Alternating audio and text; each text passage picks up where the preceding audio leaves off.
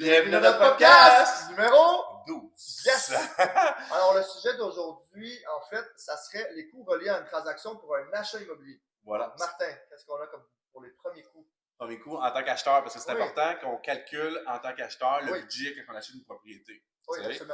absolument. Première chose qu'il faut savoir, tout le monde le sait, je pense, mais en tout cas, je n'apprends rien, la part des gens, c'est une mise de fonds. Oui. Donc, c'est 5% minimum qu'il faut calculer pour une mise de fonds sur une propriété. Oui, absolument.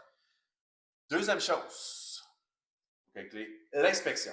Oui. C'est sûr qu'il y a l'inspection en bâtiment, il y a l'inspection septique pour les gens qui achètent en campagne, Oui. il y a le test d'eau, le Absolument. débit d'eau, la quantité d'eau. Donc, c'est des budgets qu'il faut calculer. Tu sais, il y a des gens qui disent « Ah, moi, je vais acheter en campagne », mais il faut que tu calcules un autre budget pour ton septique et tout ce que je viens de nommer. Absolument.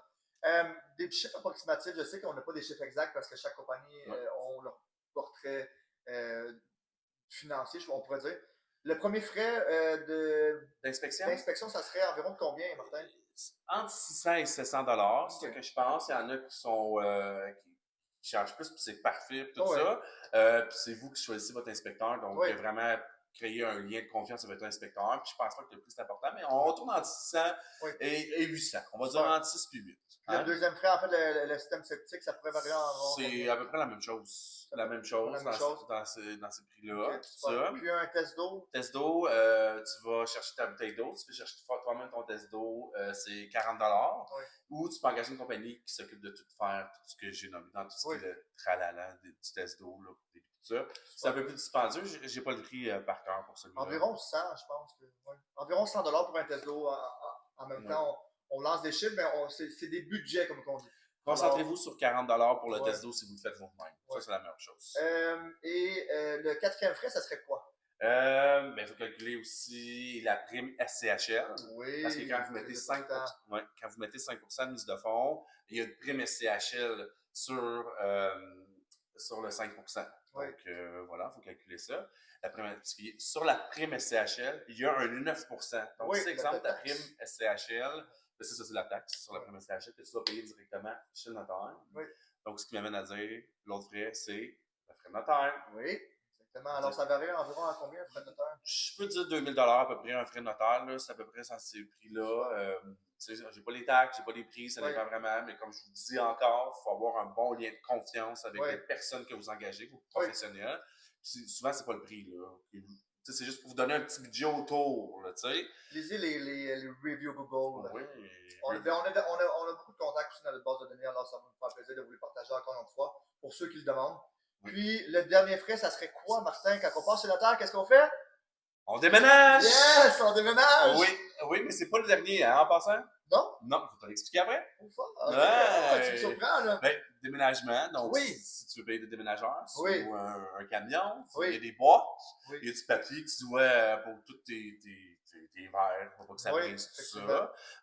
Moi, je pense que je suis du genre à prendre des tiroirs pour les déménager, sans éviter. Mais là, c'est ça. Mais non, faites pas ça à la maison. Prenez des boîtes. Puis. Le frais surprise!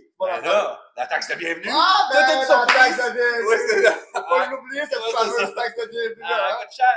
Ah, coûte cher! Oui, puis c'est ça, la taxe de bienvenue. Donc, ça varie avec les prix, ça varie. Oui, mais c'est ton premier, c'est 0,5 sur le premier 50 000. Après ça, c'est 1% sur.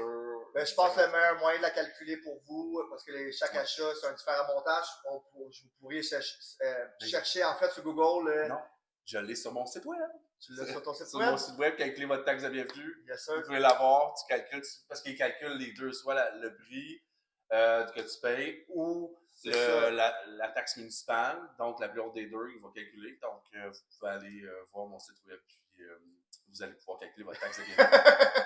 Parfait, ça. Voilà. Alors, ça conclut un petit peu les frais? Non. Ah, reste encore! Il en reste un autre! C'est toi qui m'en parlais en plus tantôt. Oui.